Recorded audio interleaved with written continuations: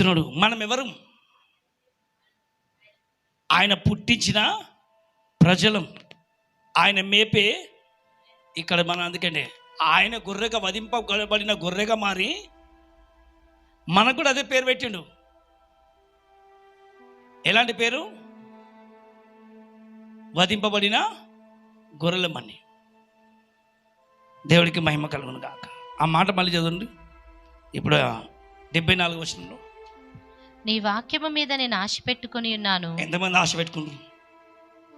ఎవరి మీదనో ఆశ పెట్టుకుంటారు. అందుకని అన్నీ ఏం జరగవు. చాలామంది అంటే ఆశలు పెట్టుకోవాల్సింది ఎవరి మీద? దేవుడు ఏడి అని అంటుంటే ఇక్కడ చూపిస్తున్నాడు. చాలామంది ఆశ పెట్టుకుంటారు. ఎన్ని ఆశలు పెట్టుకున్నానో ఏది జరగలే. ఎవరి మీద పెట్టుకున్నాం? మనుషుల మీద పెట్టుకున్నాం. అందుకనే ఏది జరగదు.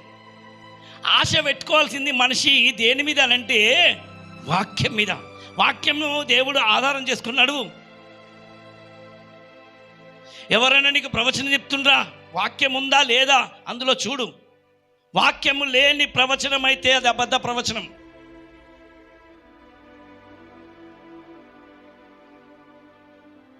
వాక్యము లేకుండా ఆధారం చేసుకుని నడవకూడదు. మన జీవితానికి మూలకు తలరాయి మన జీవం గల దేవుడైతే, అలాగనే జీవితాన్ని నడిపించడానికి మనకు దేవుడు ప్రపంచాన్ని యావత్తు నడిపించడానికి ఆయన ఒకటే మనకిచ్చిండు, ఈ వాక్యం. ఆదికాండం 15వ అధ్యాయం 1వ వచనంలో చూడొచ్చు. ఆదికాండం 15వ అధ్యాయం 1వ వచనం. ఇవి జరిగిన తరువాత యెహోవా వాక్యము అబ్రామునకు దర్శనమందు వచ్చి. ఎట్లా ఏమొచ్చిందంట?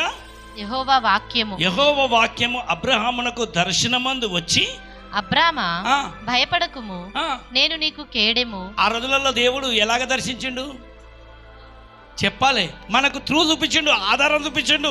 దేవుడు ఎలా ఉన్నాడు అనే సంగతిని మనుషులకు ఎవరికి అర్థం కాదు. దేవుడు ఎలా ఉన్నాడో, దేవుడు ఎట్లుండో ఒకసారి చూడాలనుకున్నావా? నన్ను చూడాలనుకుంటారు కదా. అబ్రహాంకు నేను దర్శనం ఇచ్చిన.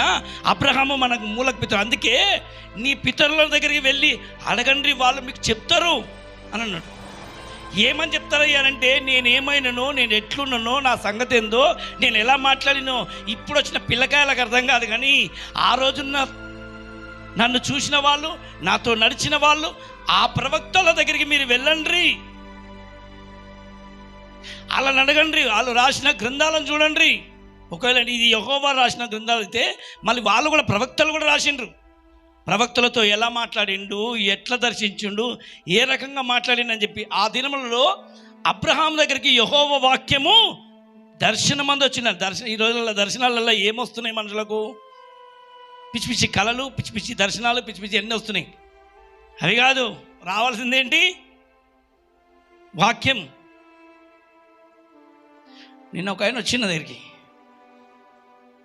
దేవుణ్ణి చూసినాను కదా, మరి ఇప్పుడు కూడా చూస్తున్నాను, ఎట్లా చూస్తున్నాను అని అడిగిన. దా చూపిస్తాను. నేను నిజంగా చూపించిన. నేను చూసే దర్శనం ఇదే. నేను కళ్ళు మూసుకొని ప్రార్థన చేస్తుంటే నా కళ్ళ ముందుకు ఒక వాక్యం వస్తుంది. అది నాకు ఇప్పటి నుంచి కాదు, నేను జైల్లో ఉన్నప్పటి నుంచి నాకు ఇది గుర్తు. ఈరోజు వరకు ఆ వాక్యం మర్చిపోను. నన్ను నడిపిస్తుంది వాక్యమే. స్తోత్రం కలుగును గాక. ఆమేన్. స్పష్టంగా పడుతాను. ఆ వాక్యం ఏదైనా రాకపోతే మాత్రం కలవరం అయిపోతుంది. ఇప్పుడు కూడా చింత అయిపోతుంది. వాక్యం ఏదైనా కనిపించకపోతే, ఎందుకు దేవుడు నాకు దూరమైందా, నాతో మాట్లాడడం ఎందుకు అయితే లేవు అని చెప్పి బాధ అనిపిస్తుంది, వేదన అనిపిస్తుంది, నలిగిపోతూ ఉంటాను, కుమిలిపోతూ ఉంటాను. నాకు కావాల్సింది ఏంటంటే ఒక వాక్యం అన్నా రావాలి. ఖచ్చితంగా కళ్ళ మూసుకుంటే వాక్యం రావాలి. దాన్ని వస్తున్న ఒక్క వాక్యం వస్తే చాలు. ఆదివారం రోజు ఏం ప్రసంగం చేయాలని నేను అడగను. ఏ మాట చూపిస్తావు దాన్ని పట్టుకొని దాంట్లోకి వెళ్ళి ముందుకు వెళ్ళిపోతాను. స్తోత్రం కలుగును గాక. ఏ ఇంటికన్నా వెళ్తున్నప్పుడు, ఎవరి దగ్గరికి పోతున్నప్పుడు ఏం చెప్తావాలంటే ఒక వాక్యం ఇస్తాడు. అక్కడ ఆ వాక్యంతో ఆధారం చేసుకొని వెళ్తాడు. దేవుడికి మహిమ కలుగును గాక. ఒక వాక్యము. ఈ వాక్యమే దావీదు ఎందుకు ఇలా రాసిండు? నీ వాక్యం నన్ను బ్రతికిస్తుంది అనేసి, నా బాధలో ఇదే నాకు నెమ్మది కలగజేస్తుందని 119వ కీర్తన 50 వచనంలో ఆ వాక్యం గురించి ఎంత సుందరంగా వర్ణించిందో చూద్దాం. నీ వాక్యము నన్ను బ్రతికించి ఉన్నది. నీ వాక్యమే నన్ను బ్రతికించి ఉన్నది. నా బాధలో ఇదే నాకు నెమ్మది కలిగించుచున్నది. Praise the lord. ఇదే నాకు, ఎంత బాధ అయినా సరే, గుండె నిండా బాధ అయినా సరే, ఒక్కసారి బైబిల్ తెరిచి చూడు, నీ హృదయంలో ఉన్న బాధ వెళ్ళిపోతుంది. చాలామంది ఆ బైబిల్ చదవడానికే నిర్లక్ష్యం, ఆ వాక్యాన్ని చదవకపోవడానికే, చదివినా కానీ పాట పాడినట్టు గుర్తా ఉంటారు. అందుకే ఏం అర్థం కాదు గుర్రకు. పాట పాడినట్టుగా చదివితే నువ్వు లైన్గా ఏదో పందెంలో ప్రైజ్ కొట్టడానికి చదివినట్టు చదువుతుంది. ధ్యానించు. ఏం చేయి? ఈ వాక్యము సరిగ్గా ధ్యానించు. మెల్లగా మెల్లమెల్లగా చక్కగా దాన్ని చూసి, ఏంటి మాట, ఏం చెప్తున్నాడు, ఎందుకు చెప్తున్నాడు, అసలు ఎవరి గురించి చెప్తున్నాడని అవ్వా ఏం చేయి? వాక్యంను ధ్యానించు. ఎప్పుడైతే దేవుని వాక్యాన్ని నువ్వు ధ్యానించగలగలిగి నీ మనసు పెడతావో, అప్పుడు ఒక మంట నీ ముందు కనబడబోతుంది. ఏమవుతుంది? ఒక మంట అనేది నీ ముందు చమత్కారంగా కనబడుతుంది. 119వ కీర్తన 105వ వచనం ప్రకారంగా,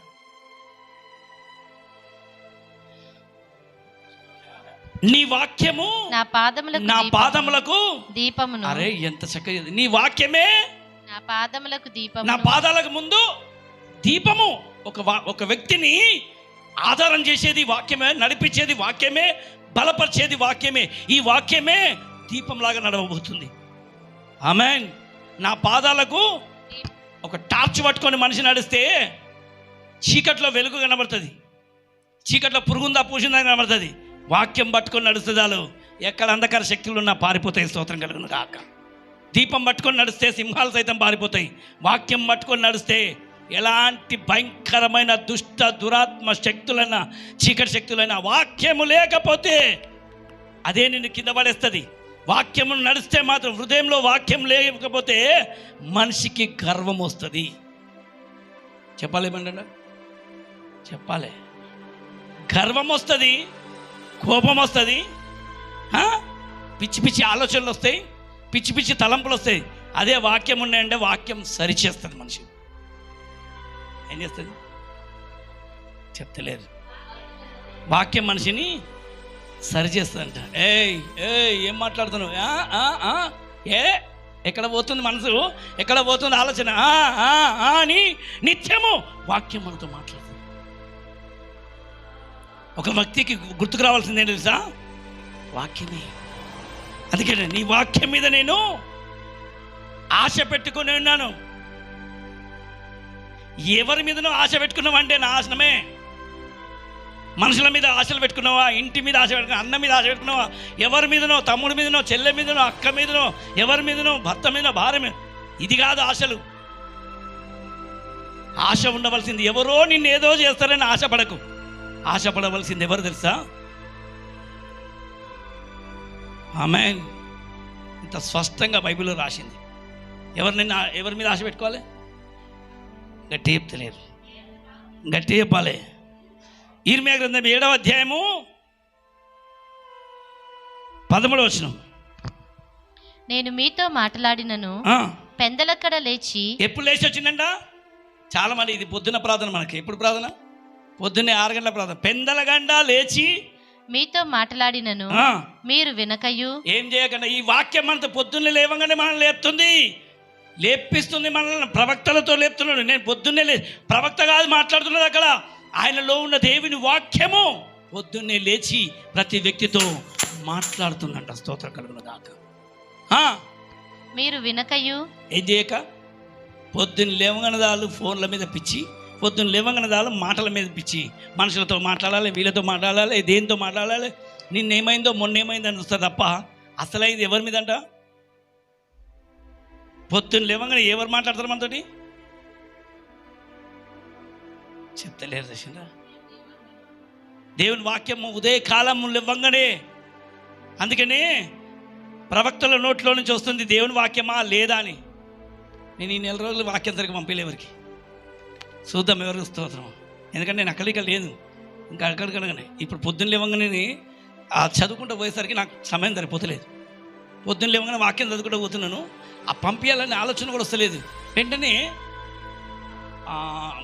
దేవుని కృపనిచ్చిండు. ఈసారి చక్కగా చదువుకుంటూ పోతా ఉన్నానట్లే, సమయం సరిపోతలేదు. అబ్బా, వాక్యం ఉదయకాలం లేవగానే ధ్యానిస్తున్నప్పుడు మనసు తెప్పరిల్లబడబోతుంది. పొద్దున్న లేవగానే మీరు కూర్చోండి, చదవండి. ఏదో గంటల తర్వాత ఒకటే వాక్యం ఇట్లా పట్టుకొని కూర్చుంటే ఆ మాటను ధ్యానిస్తుంటే ఆ వాక్యంలోని పరవశాలు చూపిస్తున్నాడు. స్తోత్రం కలుగును గాక. ఎక్కడికో ఇట్లా వెళ్ళిపోతున్నాం. ఆ వాక్యాన్ని కొంచెంసేపు పట్టుకొని ధ్యానించు, ఆ వాక్యం మీద కూర్చుండి ఇట్లా కళ్ళు మూసుకుంటే తెల్లారు ఎక్కడో 6-7 అయిపోతుంది. ఒకటే ఇట్లా పట్టుకొని ఇట్లా వాక్యాన్ని పట్టుకొని ధ్యానించడం మొదలు పెట్టండి. స్తోత్రం కలుగును గాక. ఆశ్చర్యం అనిపిస్తుంది. అబ్బా, ఎంత చక్కగా లోతులోకి ఎత్తుకొని పోతున్నాడు. వాక్యము ధ్యానిస్తే ఎలా ఉంటుంది అని ఈసారి ప్రభు చాలా చక్కగా కొన్ని విషయాలు బయలుపరుస్తుంది. ఇది విననివ్వకుండా అడ్డుపడేది. అందుకే పొద్దున్న లేవగానే ప్రవక్తల ద్వారా దేవుడు వాక్యం తీసుకొని వచ్చిండంట. ఇప్పుడు పెందలకండ తీసుకొచ్చి, అందుకని దీని రుచి ఎరిగిన దావీదు ఏమనంటుండంటే 63వ కీర్తన 1వ వచనంలో చూడండి. దేవా, నా దేవుడవు నీవే, నా దేవుడవు నీవే, వేకువనే నిన్ను వెతుకుదును. ఎప్పుడు వెతుకుతాను చెప్పాలి గట్టిగా. పొద్దున్న లేవంగానే వేకు అని బైబిల్ తీస్తలేరు. చూసిండ్రా, బైబిల్ కూడా తీసుకురారు. మొత్తం తెచ్చిరా లేదా? తీయండి, అందరు తీయండి. మాకు తెలుసు లేదని చెప్పి అదే వద్దు. రోజు అన్నమే తింటాం కదా, ఏం తింటాం? అన్నం తినకపోతే మనిషి ఉంటాడా? చెప్పాలి. తెలిసిందే కదా, తినేదే కదా, మరి ఎందుకు తినాలి? మరి తెలిసిందే కదా, ఎందుకు చదవద్దు? అమ్మ చెప్పాలి. అలాంటప్పుడు అన్నం తినకండి, రోజు తినేదే కదా అన్నం అని చెప్పి కొంచెం రాళ్ళు తినండి. ఏమవుతుంది? మనిషికి అసలైన టెంపర్గా పోయినా తెలుస్తుంది. తెలిసిందే కదా, నీకు తెలిసిందే, కానీ ఏం తెలియదు. అలా తెలిసిందని అనుకున్న ప్రతి వ్యక్తికి ఏం తెలియదు. రోజు తినేది అన్నమే. ఆ అన్నం కడుపులోకి వెళ్ళకపోతే మనిషికి వచ్చేది నీరసం. అలాగనే జీవాహారం ఇది ఏంటిది? ఇది తినకపోతే మాత్రం ప్రతి మనిషి ఎండకపోతుంది, ఆత్మ క్షీణించిపోతుంది. ఎవరు క్షీణించిపోతారు? తెలిసిందే కదా అని ఎందుకు తాగాలి రోజు నీళ్ళు?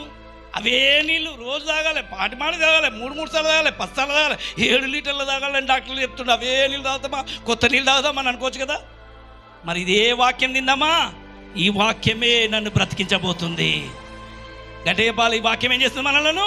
ఒకవేళ ఇది తినకపోతే నువ్వు బ్రతకవు, ఆత్మ చస్తుంది. మనిషి మాత్రం ఉంటాడు కానీ ఆత్మలో ఉండడు, శరీరంలో ఉంటాడు.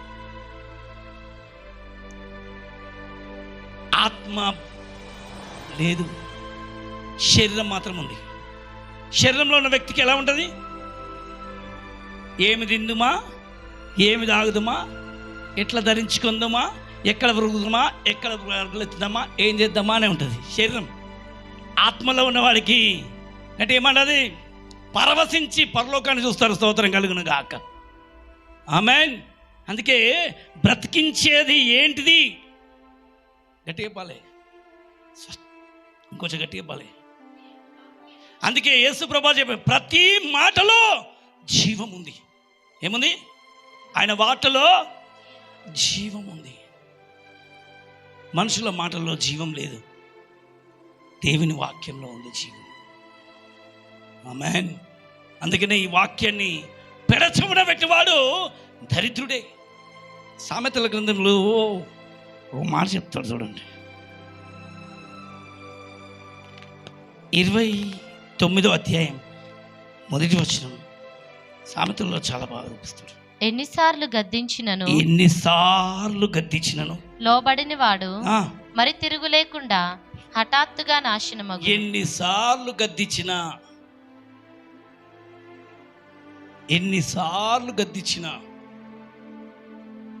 అమ్మా, ఎన్నిసార్లు? ఒక్కసారి కాదు, 2 సార్లు కాదు. బిడ్డ చెప్త వినేంద్ర అని ఆ తల్లి చెప్పి చివరికి విసిగిపోయింది అనుకో, పరిస్థితి దారుణమవుతుంది. ఎన్నిసార్లు గద్దించినా లోబడని వాడు మరీ తిరుగు లేకుండా హఠాత్తుగా ఏమైపోతారంట? నాశనం.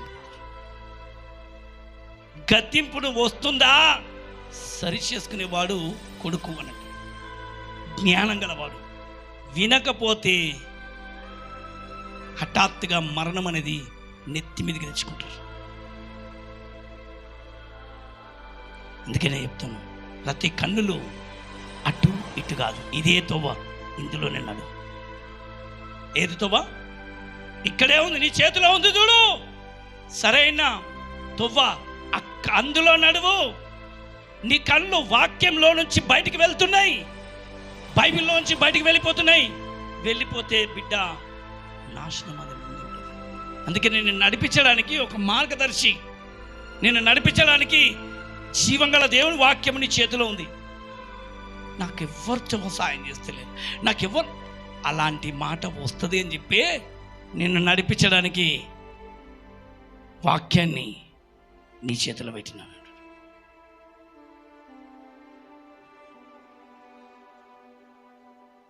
అందుకే వాక్యమే ఉంది కదా నన్ను నడిపించడానికి, ఇంకెవ్వరు లేరు కదా అంటామంటే నీ కళ్ళు మూయమేమో. ఈ వాక్యం ఏమైందని యోహాను సువార్త 1వ అధ్యాయం 1వ వచనంలో చెప్తున్నాడు. చదవండి, యోహాను సువార్త 1వ అధ్యాయం 1వ వచనం. అందరు చదవండి.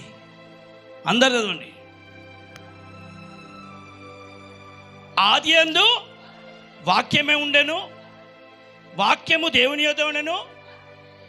ఇప్పుడు చెప్పండి, నడిపించడానికి ఎవరుండు నిన్ను? అయ్యో చెప్తలేరు. ఇప్పుడు చెప్పండి, నీ దగ్గర ఎవరుండ్రు? అమ్మా, వాక్యం ఎవరు? దేవుడు అని చెప్తారు. ఇప్పుడు దేవుడు ఎక్కడున్నాడు? ఇప్పుడు వాక్యం, ఆ దేవుడు ఎవరి దగ్గర ఉండండి చెప్తలేరు. అది చెప్తలేరు మీరు. ఎవరి దగ్గర ఉండు? ఇప్పుడు దేవుడు లేడు అని చెప్పి వాడు బుద్ధిహీనుడు. కొంతమంది వచ్చాడు, దేవుడు ఏం చేస్తాడు, దేవుడు లేడే అని అంటే పిచ్చి మాటలన్నీ.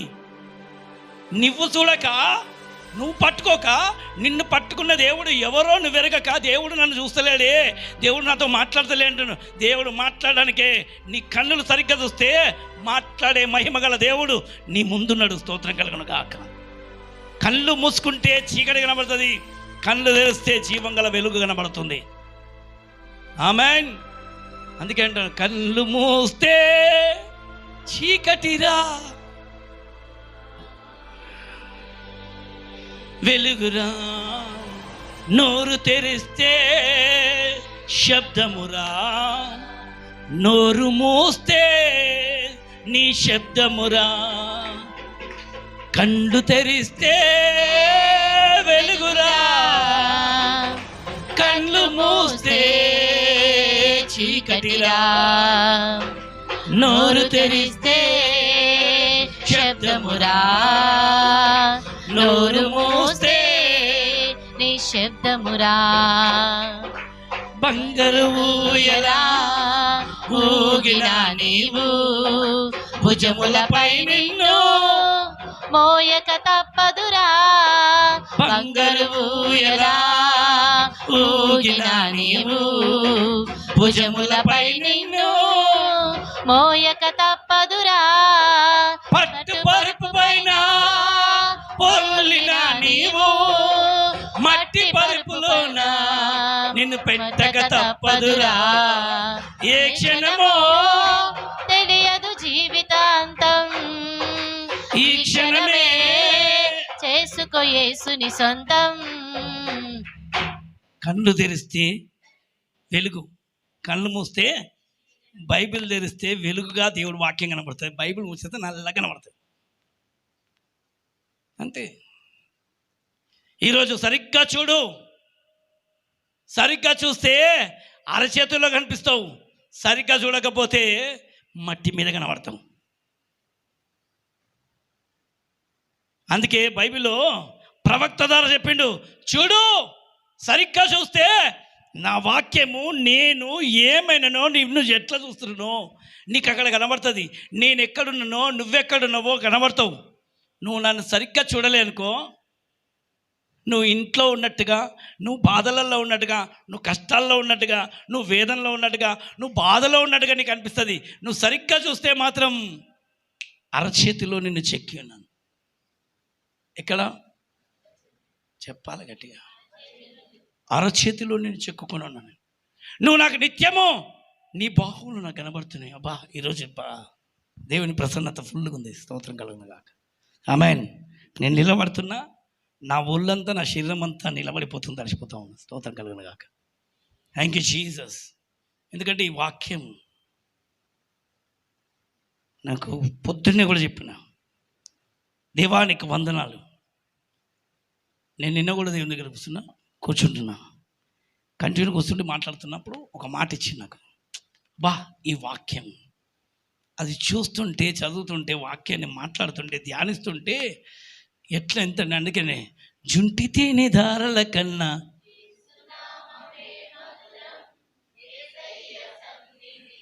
మరువ చాలను. అప్పుడప్పుడు అంట మనం కూర్చుని ఎంత పరుగులు తినగానే, నాకైతే ఈసారి కొంచెం దేవుని సన్నిధిలో కూర్చోవడం ఎంత సంతోషంగా ఉందంటే, ఆహా కొన్ని దినములు ఓపికతో అట్లా కూర్చుండి దేవుని వాక్యం ధ్యానిస్తూ ప్రార్థన చేస్తూ కూర్చుంటే ఎంత పరుగులు ఎక్కినా అంతకంటే ఎక్కువ సంతోషం. నేను దేవుని దగ్గరలో కూర్చున్న ఆశ నెరవేరుస్తాను అనిపించింది. ఆమేన్. ఒక్కొక్క రోజు చూపిస్తున్న వాక్యంలో నుంచి దేవుడి ఆ మర్మాలు, వాక్యం చదువుతూ ఇస్తున్న దర్శనాలు, ఆ మహిమనే వేరే ఉంది. దేవునికి మహిమ కలుగును గాక. Praise the lord. అందుకే ఒక జాము సేపు కూర్చో అని అన్నాడు కదా. ఎందుకంటాడు అర్థం కాదు. కూర్చోమని దేవుడు మనకు చెప్పిండా, అది చాలా బాగుంటుంది. Praise the lord. అందుకని నేను అడుగుతూ ఉన్నాను, లాస్ట్ టైం ఎప్పుడు ఉపవాస ప్రార్థనలో ఎప్పుడు కూర్చున్నా, ఎప్పుడు చూపించినా వీళ్ళ గురించి ఏం చెప్పాలి, రేపేం చెప్పాలి, ఎల్లుండి ఏం చెప్పాలి అన్నట్టు ఉంటుంది. అందుకే గమ్మున ఒక్కడు కూర్చుంటే ఎవరికి ఏం చెప్పేది, గమ్మున ఆయన ఏం చెప్తాడో వింటాం. స్తోత్రం కలుగును గాక. ఏది మంచిది? కొన్నిసార్లు మీకు చెప్పడం మంచిదే, కొన్నిసార్లు ఆయన ఏం చెప్తాడో అది వినడం ఇంకా మంచిది. ఆయన ఏం మాట్లాడతాడో అని ఆయన దగ్గర మనం కూర్చుంటాం చూడు, అది ఇంకా మంచిది. హల్లెలూయా. అదే కీర్తన 119:81 వచ్చిందమ్మా.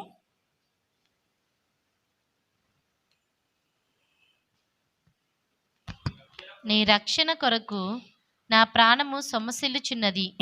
నేను నీ వాక్యం మీద ఆశ పెట్టుకొని ఉన్నాను. నన్ను ఎప్పుడు ఆదరించదవో అని నా కన్నులు నీవిచ్చిన మాట కొరకు కనిపెట్టి క్షీణించుచున్నవి. ఆమేన్. నేను పొగతగులుచున్న సిద్ధెవలనైతిని, అయినను నీ కట్టడలను నేను మరచుటలేదు. నీ సేవకుని దినములు ఎంత కొద్దివాయను. నన్ను తరుము వారికి నీవు తీర్పు తీర్చుట ఎప్పుడు. నీ ధర్మశాస్త్రమును అనుసరింపని గర్విష్ఠులు నన్ను చిక్కించుకొనుటకై ధర్మశాస్త్రము ఎరగని వారు గర్విష్ఠులు అంట. అంటే చెప్పాలి అర్థమైంది. ఇప్పుడు ఈ ధర్మశాస్త్రం గురించి ఎరగని వాళ్ళు అందరు ఎవరంట చెప్తలేరు. సరే, చాలా మటుకు బైబిల్ చదవలేని వాళ్ళకు వచ్చేది ఏంటి తెలుసా? ఇంట్లో గర్వము మాటలు, గర్వం. వాళ్ళకు అలా గర్వమే తెలిసిపోతుంది. వాళ్ళకు దేవుని వాక్యం మీద ఏమాత్రం అవగాహన లేదు. ఉంటే గర్వంగా కాదు, ఆయన ఎలాంటి సాత్వికుడు, ఎలాగ దీనమైన మనసు మారిండో అలాగ దీనంగా మారిపోతారు. ఎరగని వాళ్ళకి ఏముంటుంది చెప్పొచ్చు. ఎరగని వాళ్ళకి ఏముంటుందంట గర్వమే. చెప్పాలి ఏముంటుంది. సామెతలు 24:28 ఉంటుంది. ధర్మశాస్త్రమును త్రోసివేయువారు దుష్టులను పొగడుచుందురు. ఇది ఒక పెద్దది ఉంది. ఇంకా ధర్మశాస్త్రమును త్రోసివేయువారు దుష్టులను పొగడుచుందురు. ఈ ధర్మశాస్త్రాన్ని చదవరు, పక్కన పెట్టేసి బైబిల్ పక్కన పెడతారు. సినిమా పాటలు పాడతారు, లేకపోతే లోకం పాటలు పాడతారు, ఇంకేదో చదువుతారు. ఇన్ని చదవడానికి టైం వస్తుంది. వేరే వార్తలన్నీ చదువుతారు తప్ప ఈ వాక్యాన్ని చదవరు. ఫోన్లో ఏం వార్త వచ్చిందో ఫస్ట్ దాన్ని చూస్తారు, కానీ బైబిల్లో ఉన్న వార్తలు చూస్తారా? చూడండి, వాళ్ళ గురించి బైబిల్ ఏం చెప్తుంది, అది ఎవరి గురించి కొన్నిసార్లు ఇది ఆలోచన చేయాలి. ఒకవేళ ఇలాంటి గుంపులో ఈ మాట నాకు వస్తుందేమో అనే భయము హృదయంలోకి రావాలి. వాక్యం చదువుతున్నప్పుడు ఒకవేళ ఈ మాట నాకే అవుతుందేమో, బైబిల్ చదవకుండా వాళ్ళకు లేక పక్కన తోసేసే వాళ్ళని ఏమని పిలుస్తుంది బైబిల్? చూడండి, ధర్మశాస్త్రమును త్రోసివేయువారు దుష్టులను పొగడుచుందురు. ఎవరిని పొగుడుతారండి వాళ్ళు? వాళ్ళు ఏం చేసిండ్రు, వాళ్ళు ఎట్లుండ్రు, వాళ్ళు ఇట్లుండ్రు, వాళ్ళని పొగుడుతారు. మనుషులను కాదు పొగడవలసింది. ఘనమైనవి నీ కార్యములు, స్థిరమైనవి నీ ఆలోచనలు, నా యేసయ్యా. ఘనమైనవి నీ కార్యములు, నా ఎడల స్థిరమైనవి నీ ఆలోచనలు, నా యేసయ్యా. ఎంత మంచి దేవుడవేసయ్యా, నీవెంత మంచి దేవుడవేసయ్యా. కనపరచు, చింతలన్నీ తీరేనయ్యా నేను చేరగా. ఎంత మంచి దేవుడవేసయ్యా, మహామహిమతో నిండినా కృపా సత్య సంపూర్ణుడా. అయ్యా ఇశ్రాయేలు స్తోత్రములపై ఓ తండ్రి ఆసీనుడా యేసయ్యా. నా స్తుతుల సింహ గణపరచు. ఎవరిని చెప్పాలి? ఎవరినో డబ్బున్నోని కాదు, ఎవరో అందగాన్ని కాదు, ఎవరో మంచి పనులు చేసేటోని కాదు, ఎవరో వాడిని వీడిని కాదు. ఆయన ఏం మంచి పని చేస్తుండు, వాడెవడో మంచి పని చేసి వాడెవడో కాదు. అంత ప్రపంచానికే మంచి కార్యాలు చేసి పరలోకాన్ని ఇచ్చిన ఆ మహనీయుడైన దేవుణ్ణి కనపరచాలి. యావత్ ప్రపంచం గురించి ప్రాణం పెట్టేవాడు ఒక్కడైనా ఉన్నాడా? లేడు. అందుకని ఘనపరచవలసింది ఎవరిని? ఆయన. పొగడవలసింది ఎవరిని? ఆయన్ని. ఆయన కీర్తిని వర్ణించు, ఆయన నామాన్ని ఘనపరచు. ఎవరినో ఎత్తెత్తి పట్టుకుంటారు, ఎవరో మంచి మంచి పని చేసిన వాళ్ళు ఏమున్నారు, వాళ్ళు ఏమున్నారు, నువ్వేమైనా ఫస్ట్ అది చూసుకోవాలి.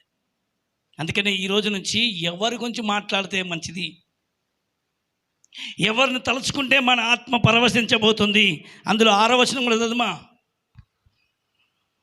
వంచకుడై ధనము సంపాదించిన వాని కంటే యథార్థంగా ప్రవర్తించు దరిద్రుడు వాసి. అబ్బో, వంచకుడై ధనము సంపాదించడానికి పరుగులెత్తేవాడు, వంచకుడై దేవుణ్ణి పక్కన పెట్టి ధనము కొరకు సంపాదించడానికి కూడా వాని పేరు వంచకుడని. ఒకవేళ బైబిల్లో ఈ పేరు నీకేమైనా తగులుతుందేమో చూడు. ఒకవేళ దేవుడు అంటున్న పేర్లలో ఏదైనా నీకు వస్తుందేమో చూసుకో.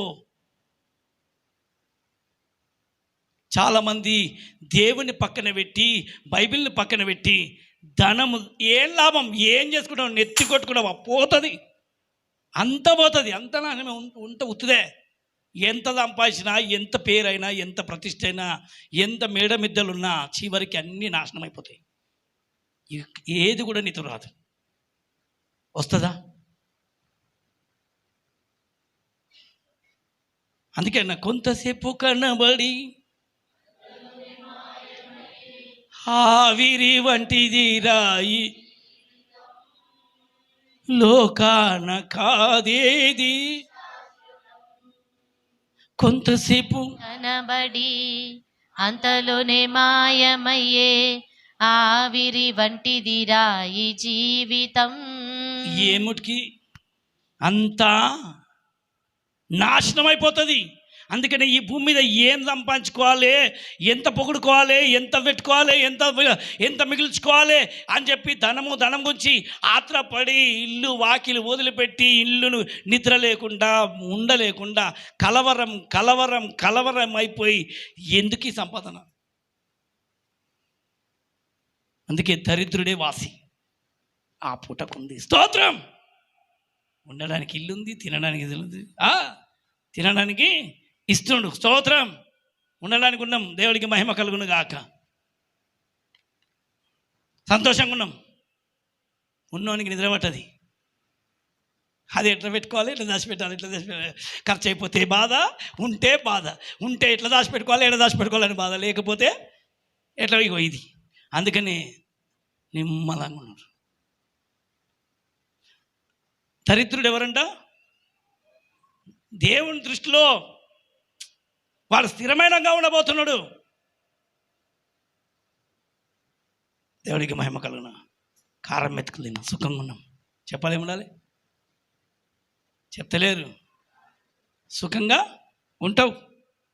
దేవుడికి మహిమ కలుగున. అందులో 7వ వచనం కూడా ఉపదేశమును అంగీకరించు కుమారుడు బుద్ధిగలవాడు. అమ్మా ఇప్పుడు చెప్పండి, ఈ ఉపదేశము వినువాడు అంగీకరించేవాడు ఎవరంట? బుద్ధిగలవాడు. తుంటరుల సహవాసము చేయువాడు, తుంటర్ల సహవాసం చేయువాడు తన తండ్రికి అపకీర్తి తెచ్చును. తండ్రి పరలోకంలో ఉన్నాడు. ఆ తండ్రికి ఏం తెస్తాడంట వీడు? చెప్పాలి. అరే బాబు, అరే తల్లి, అమ్మ తల్లి, అపకీర్తి తీసుకురాకు. నువ్వు పుట్టకపోయినా బాగుంటుండే అని చెప్పి తండ్రి బాధపడుతున్నాడు. అలాగనే పరలోకంలో ఉన్న తండ్రి, వీడిని ఎందుకు నేను అభిషేకించినా, వీడిని ఎందుకు నేను రాజుగా మార్చినా, వీడిని ఎందుకు పుట్టించినా అని ఆ తండ్రి మనసులోకి వచ్చేలాగా మన ప్రవర్తన ఉండకుండా నన్ను గన్నందుకు నా తండ్రికి మహిమ వచ్చును గాక. చెప్తలేరు దృశ్యులు.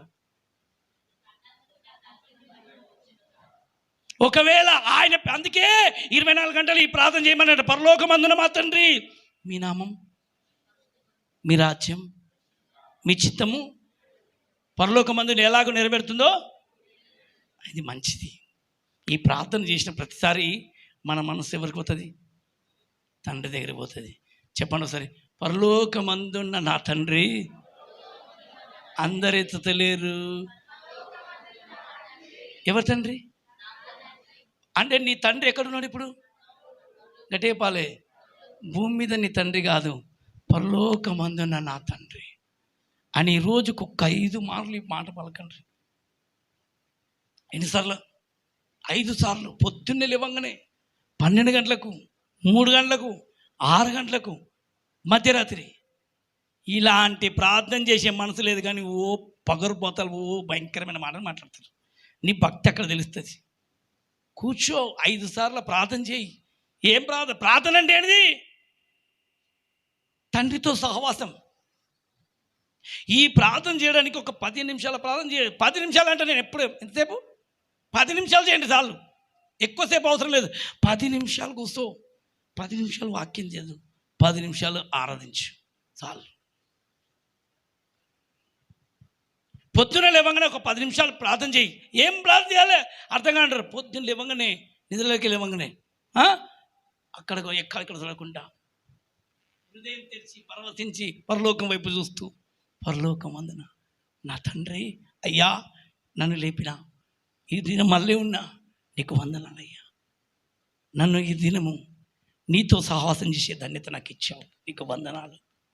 వందనాలు తండ్రి. మీ నామం పరిశుద్ధపరచ. ఎందుకంటే ఎంతోమంది నోట్లో దూషించబడుతుంది, అవమానపరచబడుతుంది. అయ్యా వద్దయ్యా, నీ నామం పరిశుద్ధపరచబడాలి నా తండ్రి అని నీ తండ్రితో ఇలా మాట్లాడుకుంటుంటే ఒక 10 నిమిషాలు చాలు. అదే బలమైన ప్రార్థన.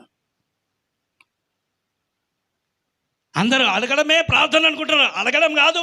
ఈ అడగడం వేరు, ప్రార్థన వేరు. అడుగుడి నీకు ఇవ్వబడుతుంది, వెతుకు నీకు తలుపు తట్టు. అడగడమే ప్రార్థన అని చెప్పి కామ్గా అయిపోతారు. ప్రార్థన వేరు. ఎప్పుడు చెప్తాను నేను, ప్రార్థన అనేది తండ్రితో అనుబంధం. చెప్పాలి ఏంటిది? తండ్రితో అనుబంధం. తండ్రి దగ్గరికి వెళ్ళడం, తండ్రి పేరు కాపాడుకోవడం. నీ నామం పరిశుద్ధ, మీ రాజ్యం, ఏదో రాజ్యాలు వస్తున్నాయి, నీ రాజ్యం రావాలయ్యా, నీ రాజ్యం రావాలి తండ్రి అని తండ్రితో కూర్చుండి 24 ఇది అడిగేది కాదు.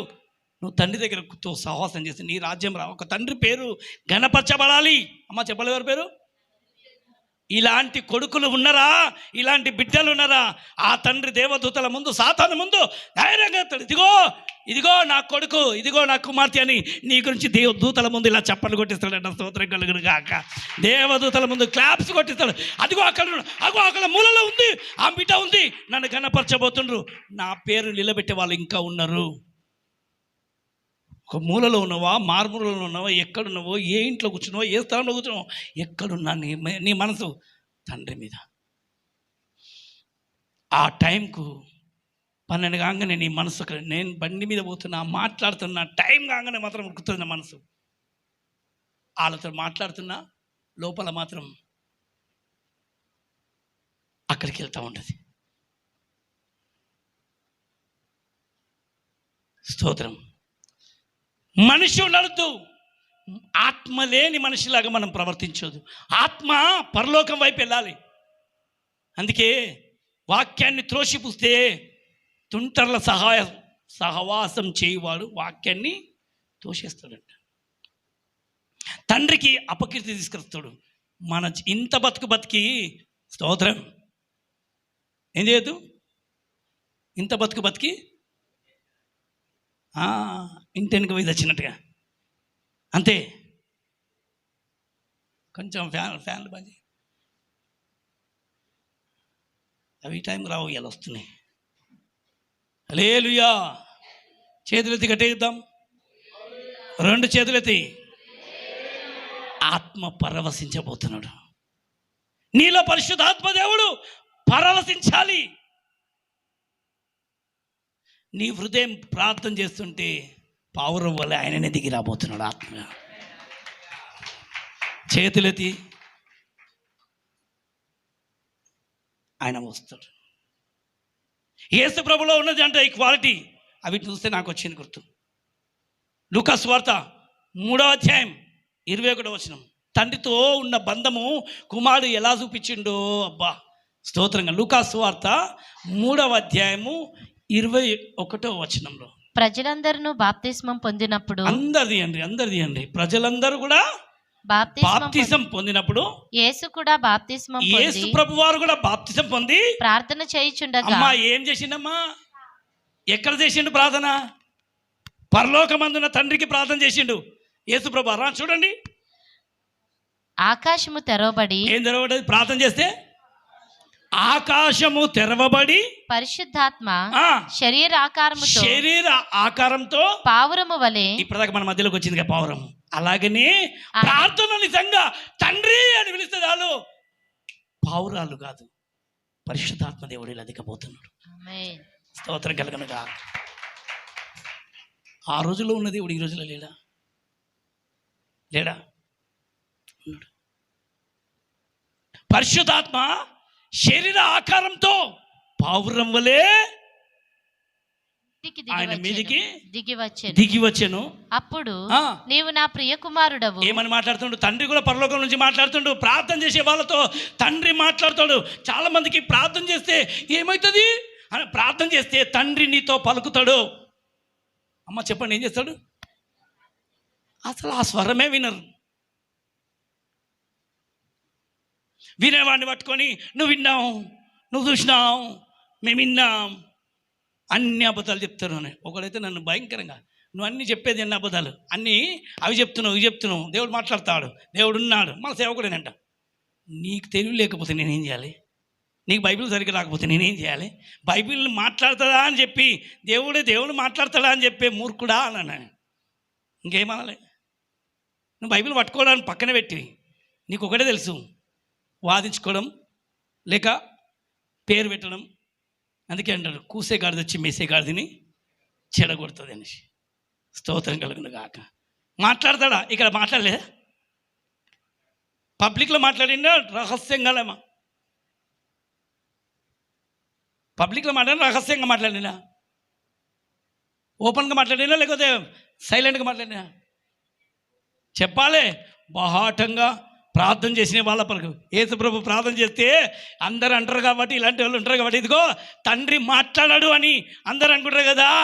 తండ్రి అయ్యా, తండ్రి అని ఎవరైనా పిలిస్తే చాలు, నానా అని పిలిస్తే చెప్పు కుమారుడా అని వింటాడు కదా. అలాగనే కన్న తండ్రి హృదయం అదే. హృదయం తెరిచి మాట్లాడితే పరలోకం తెరవబడుతుంది, ఆకాశం తెరవబడి పరిశుద్ధాత్మ దిగి రావడమే కాకుండా అక్కడి నుంచి మాట్లాడి, నీవు నా ప్రియ కుమారుడు. ఈరోజు నువ్వు కూడా ఆయన నామానికి మహిమ, చావైనా చేస్తా, బ్రతుకంతే క్రీస్తే, చావైతే మేలే. భూమి మీద నేను ఉన్నన్ని దినములు నేను నా కొరకు కాదు, నీ కొరకు నేను బ్రతుకుతానని చెప్పి నువ్వు మాట్లాడు. నీతో మాట్లాడకపోతే ఇదిగో ఇవిస్తా. నువ్వు ఆయన గురించి నిలబడు, ఆయన స్వరము నీకు వినిపిస్తుంది. నిలబడి చూడు ఒక్కసారి, నిజంగా ఆయన వైపు చూసి పరవశించి ప్రభుతో మాట్లాడడం చూడు. ఆయన నీతో ఇలా మాట్లాడడం చూడు. అందుకే అన్నాడు, నాకు మొరపెట్టు వారి వారికి నేను ఉత్తరం ఇస్తాను. ఇర్మియా గ్రంథం 33వ అధ్యాయం 6వ వచనము. ఊరికే అనలే, అక్కడ ప్రవక్తల ద్వారా చెప్పిన మాటలు చూడండి. 33:3 నాకు మొరపెట్టుము, నేను నీకు ఉత్తరం ఇచ్చేదను. ఆమేన్. ఆ రోజులలో ఈ మాట చెప్పినప్పుడు మొరపెట్టమన్నాడు, ఉత్తరం ఇస్తానన్నాడు. మరి ఎవరు మొరపెట్టుకోవాలి, ఎట్లా మాట్లాడాలి అని మనం అనుకుంటాం కదా. మరి యేసు ప్రభు వారు మొరపెట్టిండు, తండ్రి. అందుకే అదే ప్రార్థన నేర్పి శిష్యులందరూ వచ్చి, మాకు కూడా ప్రార్థన నేర్పించవా అంటే, ఇదేనైనా, ఇంకేం లేదు పెద్ద ప్రార్థన. చెప్పండి, ఇప్పుడు మీరు కూడా నేర్చుకోవచ్చు. చెప్పాలి అందరం కలిసి ఒక్కసారి. ఎంతమంది చేయాలని ఉంది? తండ్రితో మాట్లాడాలందా? చేద్దామా? ఒక్కసారి నిలబడి లేకపోతే కూర్చుంటారా? నిలబడండి. నిలబడితే ఇంకా చాలా బాగా మనసు పోతుంది. నిలబడి చెప్పండి, 2 చేతులెత్తి, కళ్ళు మూసుకొని 2 చేతులెత్తి, పరలోకమందున్న నా తండ్రి, కొంచెం గట్టిగా చెప్పాలి, నా తండ్రి అని చెప్పండి. పరలోకమందున్న నా తండ్రి, మీ నామం పరిశుద్ధపరచబడును గాక, మీ నామం పరిశుద్ధపరచబడును గాక, మీ రాజ్యము వచ్చును గాక. పరలోకమందు మీ చిత్తము ఎలాగ జరుగుతున్నదో, ఇంకొకసారి, పరలోకమందు మీ చిత్తము ఎలాగ జరుగుచున్నదో అలాగునే పరలోకంలో నీ మాట అందరు విన్నట్టుగా, సూర్య చంద్రులు విన్నట్టుగా, సూర్యుడు ఎక్కడుండమంటే అక్కడే ఉన్నాడు, చంద్రుడు ఎక్కడుండమంటే అక్కడే ఉన్నాడు, నక్షత్రాలు ఎక్కడుండమంటే అక్కడే ఉన్నాయి, మేఘాలు చేస్తున్న పనులు మేఘాలు చేస్తున్నాయి, దూతలు చేసే పనులు దూతలు చేస్తుండ్రు. అలాగే భూమి మీద కూడా జరుగును గాక, భూమి మీద కూడా జరుగును గాక. నేడు మాకు కావలసిన అనుదిను ఆహారము మాకు దయచే తండ్రి. నేడు అనుదినము మాకు కావలసిన ఆహారం మాకు దయచే తండ్రి. మా రుణస్థులను మీరు క్షమించిన ప్రకారం మా రుణములను కూడా క్షమించండి అయ్యా. క్షమించండి తండ్రి, క్షమించండి అయ్యా. మమ్మల్ని శోధనలోనికి తేక దుష్టుడి చేతి నుంచి మమ్మల్ని తప్పించు. మా ఆలోచనలు పాడు చేస్తూ, మా తలంపులను పాడు చేయాలని, మమ్మల్ని చిక్కించుకోవాలని గుంట తవ్విన దుష్టుడి నుంచి మమ్మల్ని తప్పించయ్యా, మమ్మల్ని తప్పించు తండ్రి. ఎందుకంటే రాజువు నీవే, రాజ్యము నీదే, ఘనత నీదే, మహిమ నీదే, ప్రభావం నీవే, సమస్తం మీరే ఉన్నారు తండ్రి. ఆమేన్. Praise the Lord. కూర్చుందాం. ఇప్పుడు మనం ఎక్కడికి వేచినాం? ఆహా, అలా ప్రార్థన చేసి మనం కూర్చుంటే చాలు, మనం పరలోకానికి వెళ్ళి వచ్చిన అనుభవంలోకి వస్తున్నాం. స్తోత్రం కలుగును గాక. ఎవరి దగ్గరికి పోతున్నాము? పరలోకమందున. అందుకే కొద్దిసేపు ప్రార్థన చేసుకునేటప్పుడు శిష్యులతో చెప్పింది, నేను నా తండ్రి దగ్గరికి వెళ్తున్నా, నన్ను డిస్టర్బ్ చేయకండి. నేను నా తండ్రి దగ్గరికి వెళ్తున్నా, నన్ను డిస్టర్బ్ చేయకండి. ఇది ప్రార్థన. పొద్దున 3 గంటల నుంచి 3:30, 10 నిమిషాలు చేయండి. పొద్దున్న 4 గంటల నుంచి లేచి 10 నిమిషాలు చేయండి. చివరికి 5 గంటలకు లేచి 6 గంటలకు లేచి చేస్తే కాదు కథ. పొద్దున్నే లేచి 10 నిమిషాలు చేయండి ప్రార్థన. 12 గంటలకు చేయండి. అందుకే పేతురు చెప్పిండు, నేను ప్రార్థన చేయడానికి మిద్ద మీదకి వెళ్ళాలి, నన్ను డిస్టర్బ్ చేయొద్దు. పేతురు ప్రార్థన చేయడానికి ఎక్కడ పోయిండు? మిద్దె మీదకి వెళ్ళిండు. వాళ్ళు భోజనం సిద్ధపడుతుండే టైం ఉంది, నాకు అవసరం లేదు, ముందు నా తండ్రితో మాట్లాడతానని చెప్పి తండ్రితో మాట్లాడడానికి యేసుప్రభు లాంటి అలవాటు చేసుకొని పేతురు వెళ్ళి మిద్దె మీదకి వెళ్ళి ప్రార్థన చేస్తుంటే అదే ఆకాశం నుంచి యేసుప్రభు వారికి పావురం దిగితే అదే పావురం కాకుండా చతుష్పాత జంతువులంట ఒక పెద్ద దుప్పటి పట్టుకొని దుప్పటి ఆకాశం నుండి దిగుతుంది. యేసుప్రభు వారికి ఆకాశం తెరవబడి పావురం దిగొచ్చింది. పేతురు ప్రార్థన చేస్తుంటే సమస్త జంతువులు, ఒకటి కాదు రెండు కాదు, ఏనుగు, కుక్క, నక్క, బల్లి, ఎలక, అన్నీ ప్రతి జంతువు వచ్చినాక ఏంటి ప్రభు అంటే ఇవన్నీ నీకే. మళ్ళీ స్వరం కూడా నడుతుంది, ఇవన్నీ నీకే, కొట్టుకొని చంపుకొని ఛీ ఇవి అశుద్ధమైనవి, అపవిత్రమైనవి. నువ్వు అంటున్నావు, నేనలే అవి పవిత్రమే. దాని అర్థమైంది, కుక్క కనబడది. ఈరోజు కుక్క లాంటి మనుషులు లేరా? వాళ్ళు 24 గంటలు ఎప్పుడు చూసినా మాట్లాడితే కయ్యమని మాట్లాడతారు. వాళ్ళు మాట్లాడితే వాళ్ళు అంతకన్నా ఎందుకు అరుస్తున్నావు? వాళ్ళు మాట్లాడితే భయం అవుతుంది. కుక్కలాగా ఎగొడతారు మీదికి, అవసరమైతే ఇట్లా గీరేస్తారు పట్టి. లేరా? పాము లాంటి స్వభావం లేదా? 2 మూతల పాము కూడా ఉంటుంది, ఇటు మాట్లాడుతుంది అటు మాట్లాడు. కొంతమంది పాములాగానే ఉంటారు, పక్కనే ఉంటారు కానీ బుస్సుమని కట్టేస్తారు. లేరా? అలాంటి పామును కూడా నీ చేతికి వేస్తున్నాను, దాన్ని సరిచేసుకో, సరిచేయి అంటే అర్థమైందంట.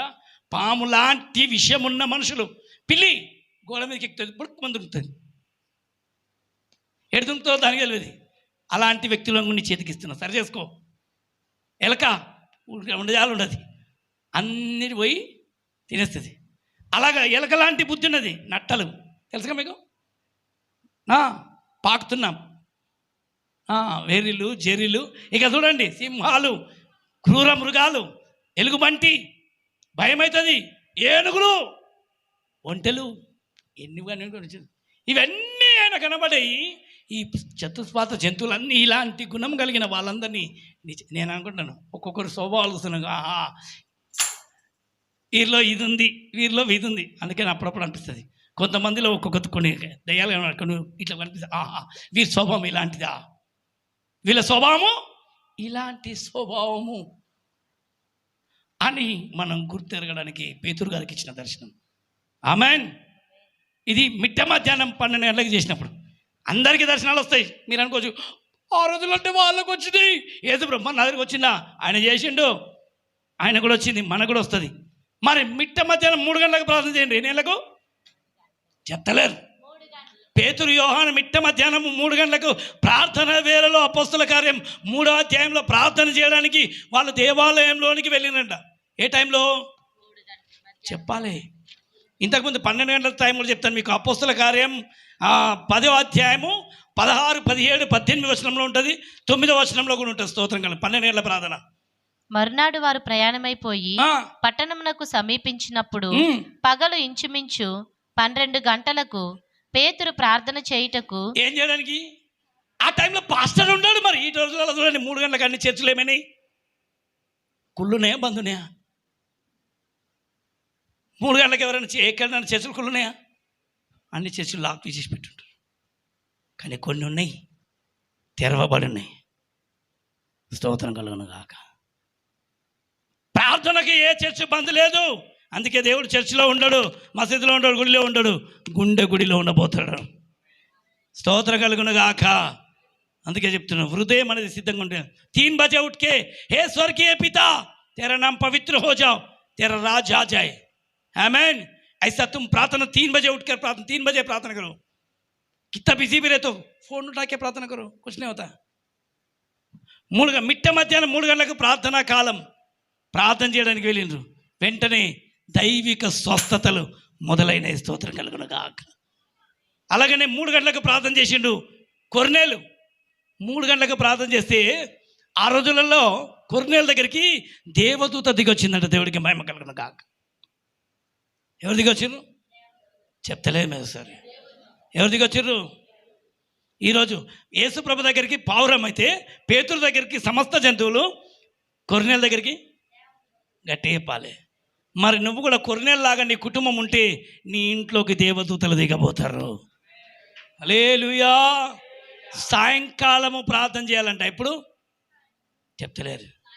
సాయంకాలము 6 గంటలకు ప్రార్థన చేయండి. ఇదే ప్రార్థన చేయండి. వాళ్ళందరూ కలిసి ఒక చోట కూర్చుండి, శిష్యులంతా 12 మంది 11 మంది కూర్చుండి. అన్న ఒకటి తక్కువైంది కదా యూదా, ఆయన పట్టించిన యూదా. ఈ 11 మంది కలిసి ఇంకా కొంతమంది స్త్రీలు వాళ్ళందరూ కలిసి ఒక గదిలో ఉండి కళ్ళు మూసుకొని భయంతో బిక్కున కూర్చుండి ప్రార్థన చేస్తుంటే యోహాను సువార్త 20వ అధ్యాయం 19వ వచనంలో ఎవరు వస్తారు చూడండి. అక్కడ డైరెక్ట్ ఆయననే దిగబోతున్నాడు.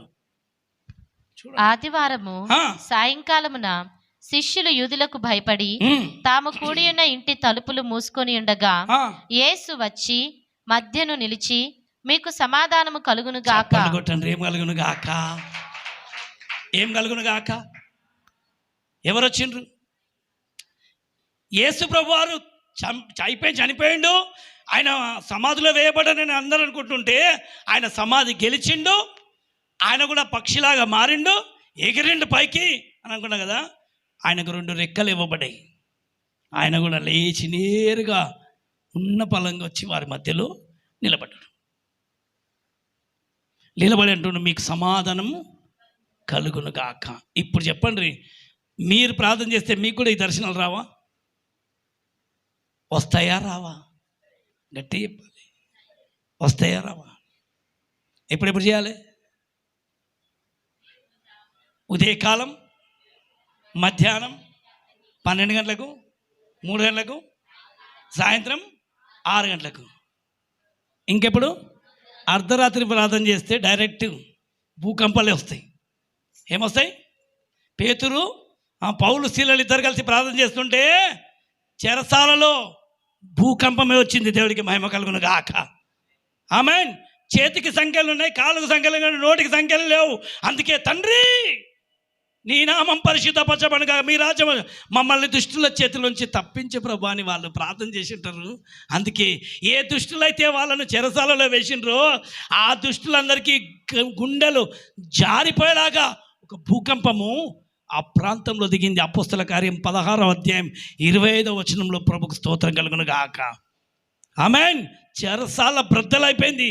వెంటనే అందరి సంఖ్యలు ఊడిపోయినాయి. నువ్వు తండ్రితో మాట్లాడితే దుష్టుల చేతుల నుంచి నిన్ను విడిపించబోతాడు. ఎంతమంది చేస్తున్నారు మరి? తోసిపుచ్చేస్తుండ్రు. విన్న మట్టుకు మాత్రం వింటారు, కానీ చేసే గుంపులో మేము ఉండం. కనీసం ఈరోజు విన్న ఈ వాక్యాన్ని బట్టి నేను దినమునకు 5 సార్లు ప్రార్థన చేయగలుగుతానని చెప్పి ఎవరైనా ఉన్న వాళ్ళు ఉంటే అట్టనే చేయి పెట్టుకొని లేవండి, చూద్దాం. ఈ రోజు నుంచి నేను 5 సార్లు ప్రార్థన చేస్తా.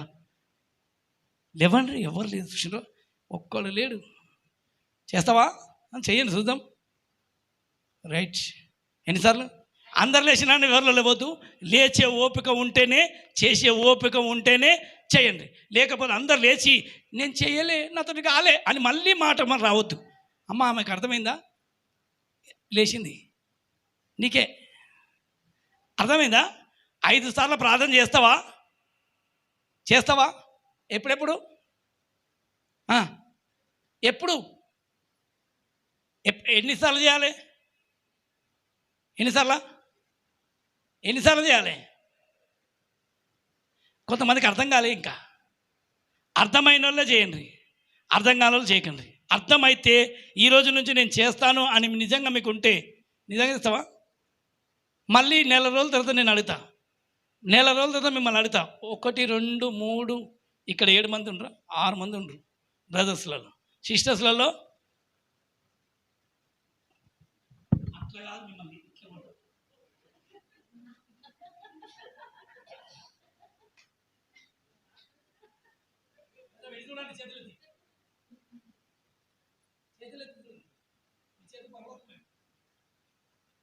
మీరు చేతులు